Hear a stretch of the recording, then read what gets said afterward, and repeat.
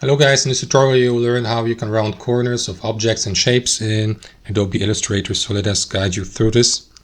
So guys, let me use that example rectangle here. And there are three different ways how you can round corners. Option number one, left click into the given shape and choose this option from these customization tools below.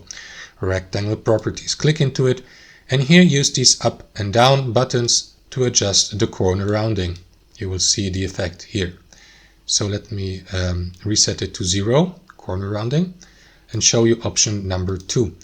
Option number 2 would be to left click into the rectangle again, and then you will see these handles in the corners of the given shape. You may use these by left clicking into them and by moving them slightly to the center of the shape, and by doing that you may adjust the corner rounding, or use the shortcut left control on your keyboard, and then while holding this use these handles again.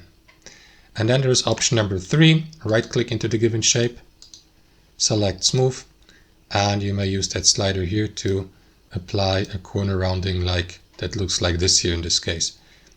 That's how it works guys, and these three options are available in Adobe Illustrator to round corners of shapes. Thanks for watching, and I'll see you next time.